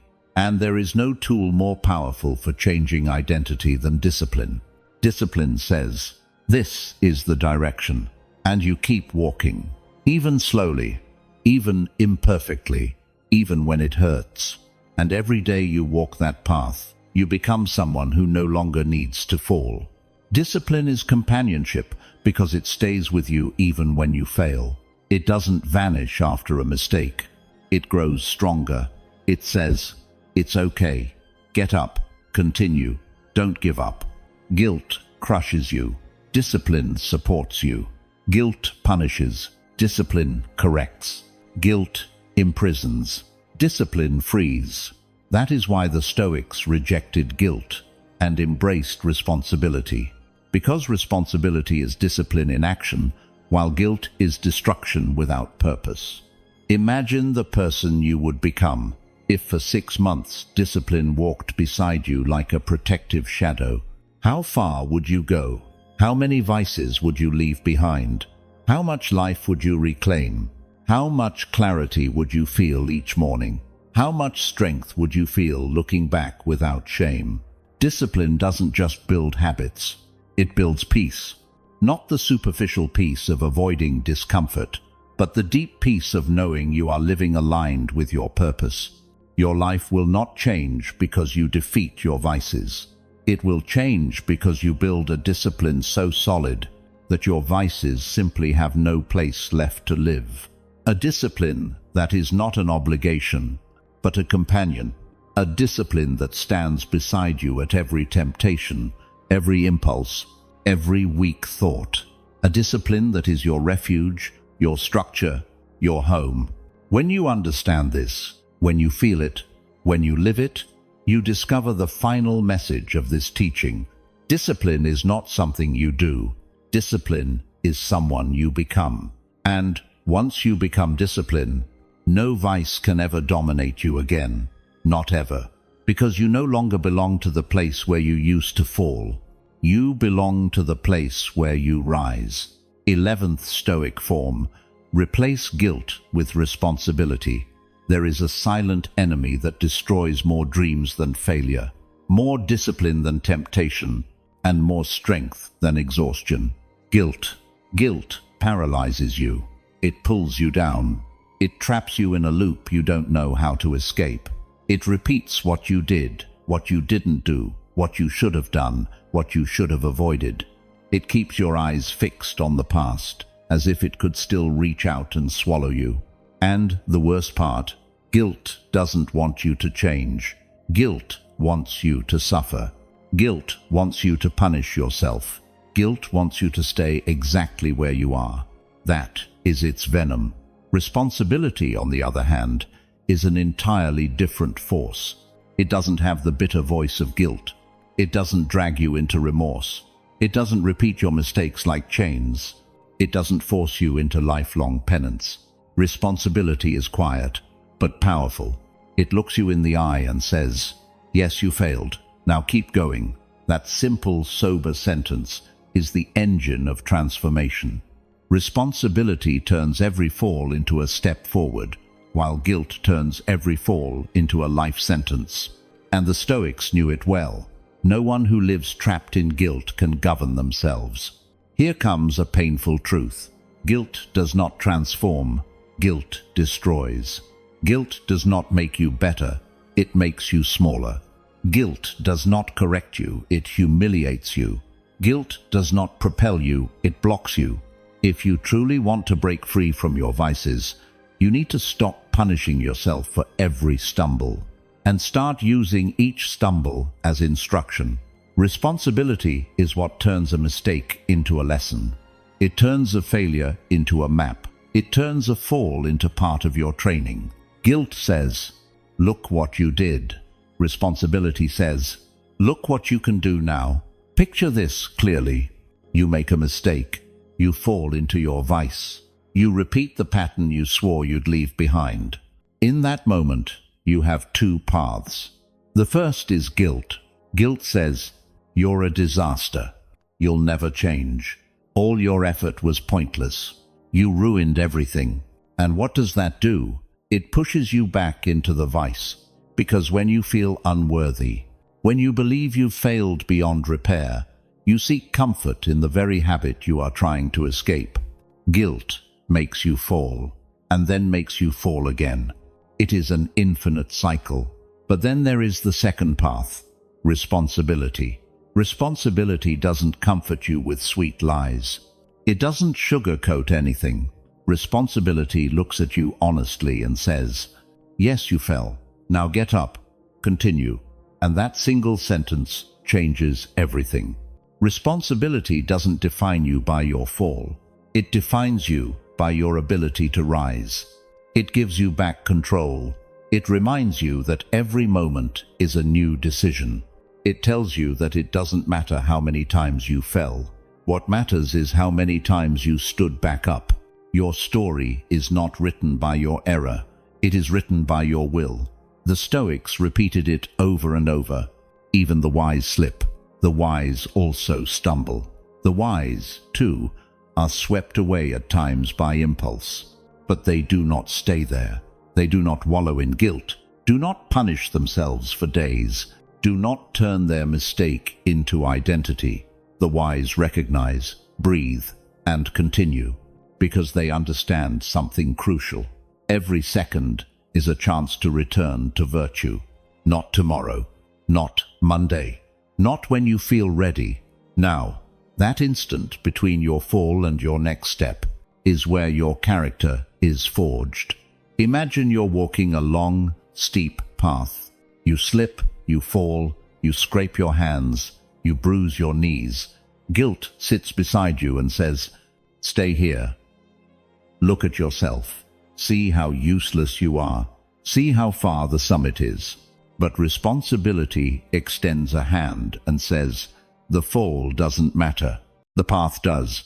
And when you take that hand, when you choose to move even 1 inch forward, even while it hurts, even while you're tired, even while your mind screams, you discover the truth. Freedom is not in never falling, but in never staying down. Guilt looks backward. Responsibility looks forward. Guilt traps you in your mistake. Responsibility liberates you through action. Guilt makes you a prisoner of your past. Responsibility makes you the author of your future. And when you are trying to overcome a vice, this difference is everything. Because guilt pushes you back into the pattern you want to break. Responsibility pulls you away from it. Guilt weakens you emotionally, steals your willpower, blurs your clarity. Responsibility strengthens you from within. It reminds you what you're capable of. Think about it. How many times have you had a perfect day of discipline, and then, after one mistake, destroyed the whole day? Because guilt told you it was already ruined? That thought, "I already failed, so it doesn't matter," is the essence of guilt. It is its deadliest weapon. But if, in that same second, you chose responsibility instead, everything would change. Responsibility would say, "You failed once, don't fail twice." And that simple wisdom, almost obvious, has saved days, weeks, and entire lives. The Stoics said that virtue is not proved in easy moments, but in how you respond when you err. Guilt responds with chaos. Responsibility responds with action. The discipline you are building cannot coexist with guilt. Guilt erodes your character. But responsibility strengthens your character. It is its root, its foundation, its solid ground. Look at your vices with brutal honesty. How many times did you fall because of guilt, not desire? How many times did you return to your harmful habit because you felt unworthy, weak, or ashamed? Guilt pushes you toward the vice. Responsibility pulls you away from it. Guilt sinks you. Responsibility lifts you. Guilt wants you to suffer. Responsibility wants you to move. Every time you fail, because you will, because you're human, repeat these words. I do not blame myself. I take responsibility. This sentence is a sword, a shield, a boundary, an act of self-mastery. It is how a warrior refuses to become a prisoner of their own error. It is how a Stoic looks at their fall, without shame, without drama, without excuses. Only clarity, order, character. Responsibility is not about being perfect. It is not about being infallible. It doesn't require flawless behavior. It only requires honesty and consistency.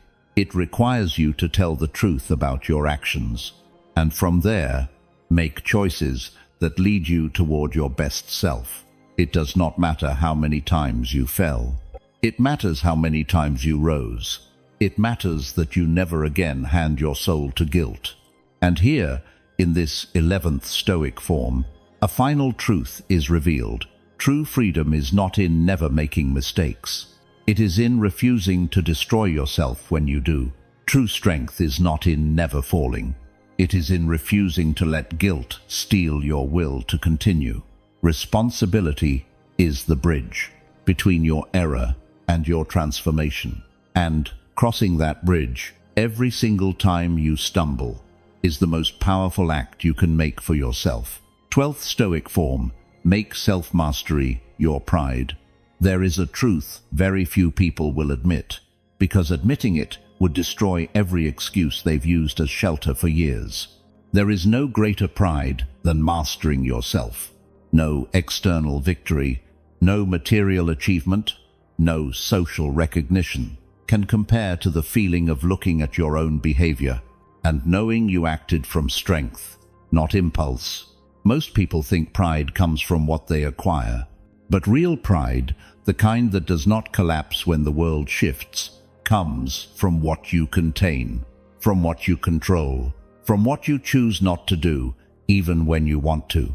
It is the kind of pride that can only emerge when you become your own ruler, not your own enemy, because someone who cannot control themselves, even when successful, lives in defeat. They may have money but not mastery. They may have relationships but not emotional freedom. They may have projects but no internal direction. They live like a beautiful ship without a rudder, impressive from the outside, tragic on the inside. And that's why the Stoics were so radical in declaring that no one is greater for mastering others, but only for mastering themselves. That mastery is not displayed, not applauded, not boasted about, but it transforms your life so deeply that you cannot explain it without experiencing it. Think of your vices, your impulses, your most repeated habits. Each one has promised you pleasure, relief, escape, instant calm, but each one has also stolen something precious, your self-respect. Every time you gave in when you said you wouldn't, you weakened yourself. Every time you justified the unjustifiable, you diminished yourself. Every time you chose the easy way out, you surrendered a piece of your character. And that silent surrender, repeated hundreds of times, is why you feel the need to rebuild yourself today. But here is the message that can change your life. Everything you lost through lack of mastery can be rebuilt through mastery. Every disciplined decision restores self-respect. Every controlled impulse strengthens identity. Every day you choose to be your own master. Instead of a slave to your mind, you lay another brick in the inner fortress you're constructing. And that fortress isn't seen from the outside, but it is felt from the inside. You feel it in how you speak, how you walk, How you decide. Self-mastery changes your energy because it changes the relationship you have with yourself. The vice tells you, "You can't live without me." Discipline responds, "I never needed you." The vice uses your emotions against you. Discipline uses your reason to free you. The vice is a cruel master. It gives you pleasure in exchange for your freedom. Discipline is a firm guide. It takes away momentary pleasure to give you a life worth living. And when you choose between the two each day, as we all do, whether we admit it or not, you begin to understand why self-mastery becomes the greatest pride a human being can carry. Because nothing is more powerful than looking at yourself in the mirror and knowing you can trust yourself. That is the true meaning of Stoic pride. Not showing off what you achieve, but upholding who you are, even when no one is watching. Because the discipline you practice in private is the discipline that defines your identity. Self-mastery is built in tiny, invisible moments. When you say no to the impulse, when you pause, when you wait, when you think instead of reacting, none of these moments bring applause. No one congratulates you. No one sees the effort. But you do. You feel it. And that feeling, that blend of calm, clarity, and inner strength, is addictive in the best possible way. It makes you want more. It makes you want to be more. And then you discover something that changes your life. Overcoming a vice is not giving up a pleasure. It is giving up a weaker version of yourself. It is leaving behind the you who surrendered without thinking, who justified without questioning, who lived without governing themselves. And every day you practice self-mastery, that old version loses power. It doesn't disappear overnight, but it disintegrates. It becomes small. It becomes irrelevant. Until one day you wake up and realize you no longer react the way you used to. You no longer seek what you once sought. You no longer need what you once needed. And that day you understand. Discipline didn't take anything from you. It gave you everything back.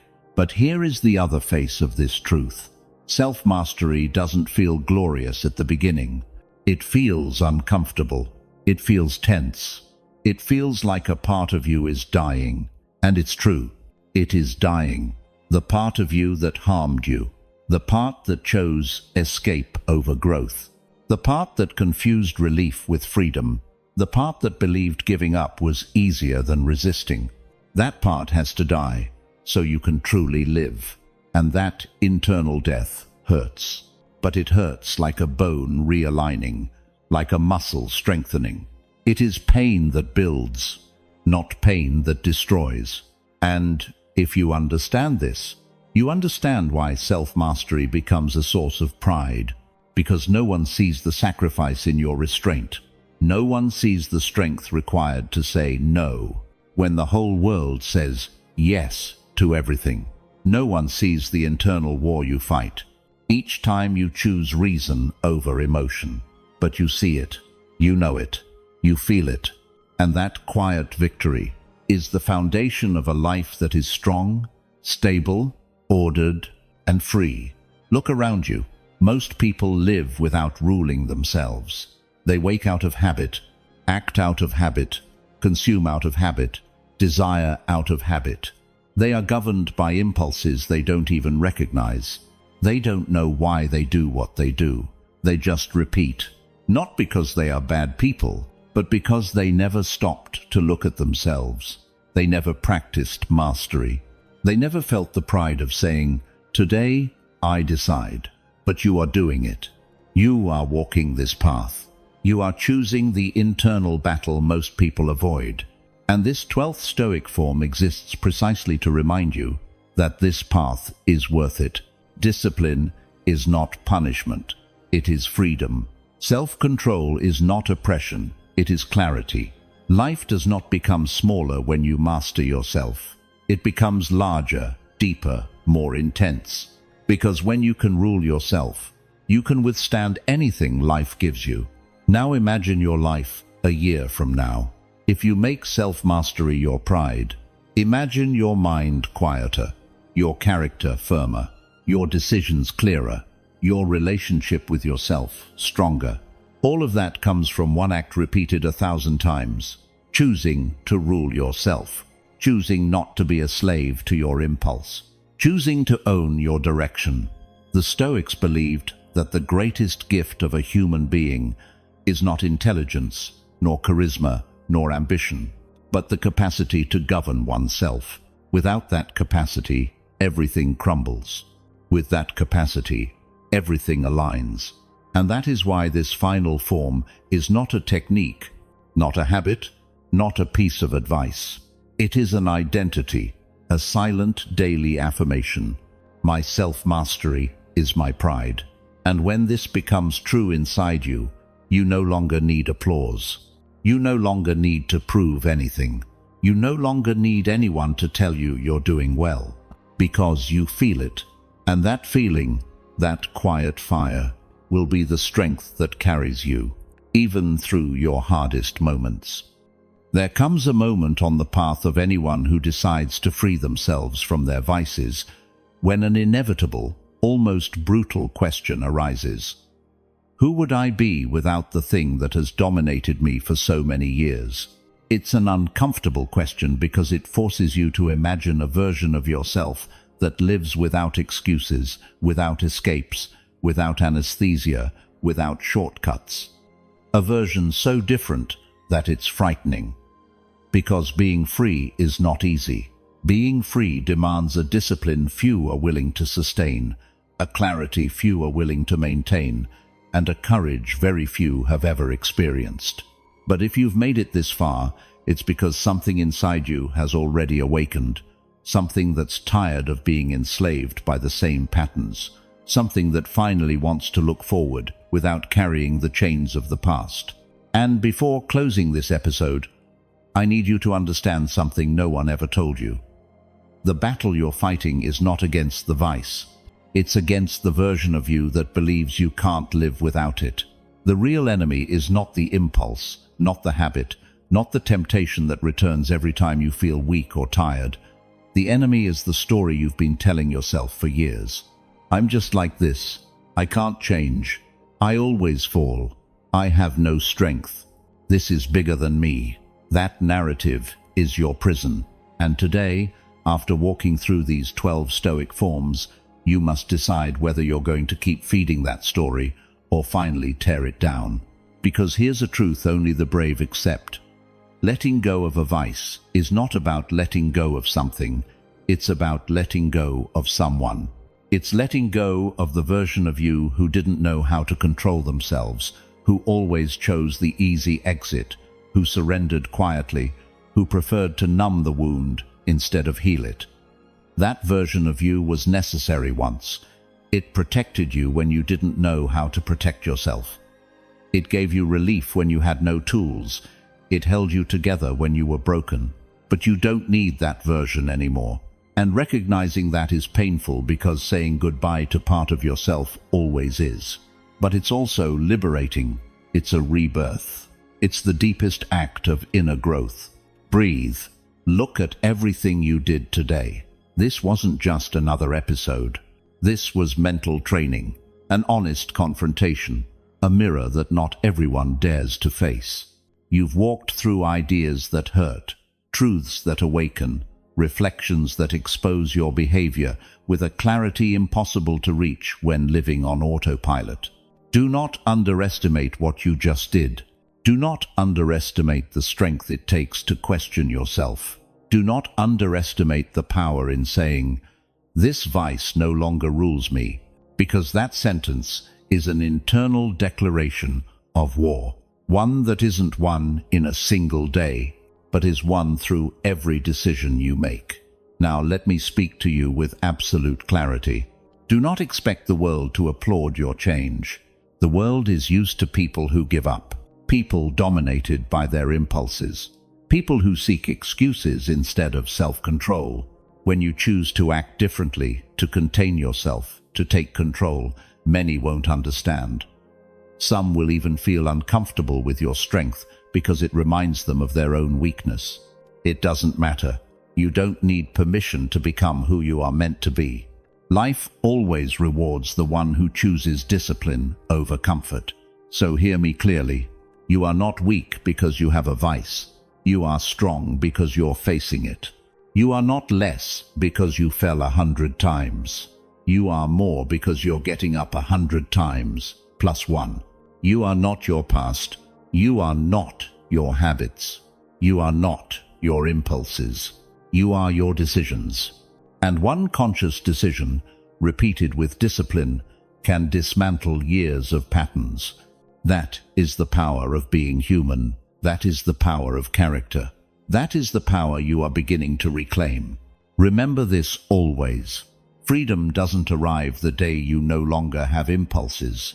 Freedom arrives the day you stop obeying them.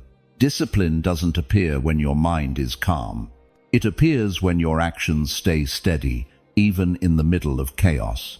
Self-respect doesn't come when everything around you changes. It comes when you change. That is the Stoic path. That is the path you are walking. That is the path very few dare to travel, but one that transforms anyone who does. And now that this episode is coming to an end, let me speak to you directly. No metaphors, no decoration, no circles around the truth. Your struggle matters. Your effort matters. Your discipline matters. It doesn't matter how many times you have failed. What matters is what you decide to do after hearing this. What matters is that you take one step. What matters is that you choose one small but firm action. What matters is that you decide that tomorrow will not look like yesterday. And if you take only one sentence from this entire episode, let it be this one. What you feed grows. What you stop feeding dies. Stop feeding the vice. Feed your character.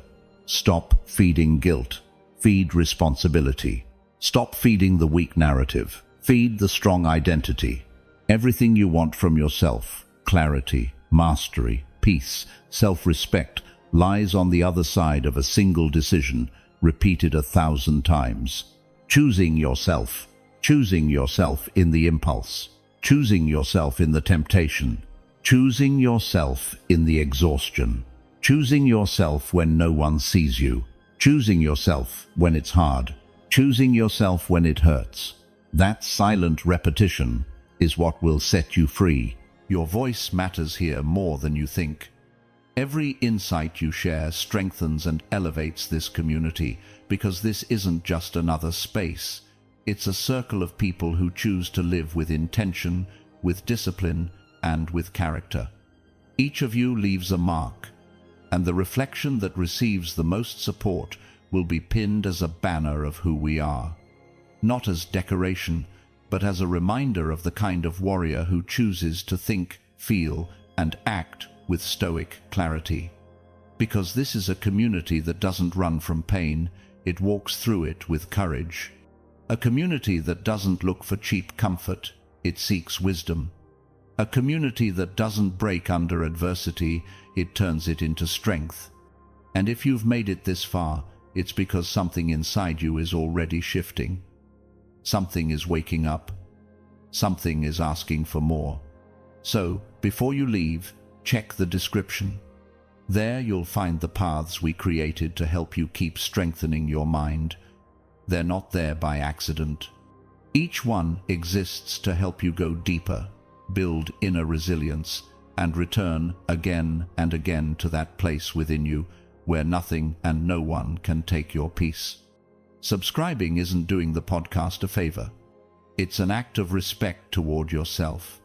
It's choosing not to live on autopilot anymore. It's committing to think differently, to feel with more order, to live with more intention.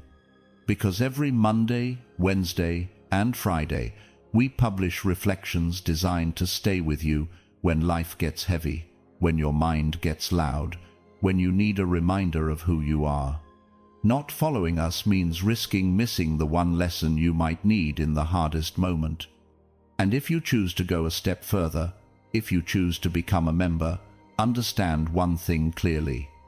You're not donating, you're sustaining a mission.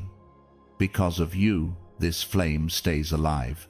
Because of you, we can keep spreading Stoicism as a refuge for millions who are fighting not to give up.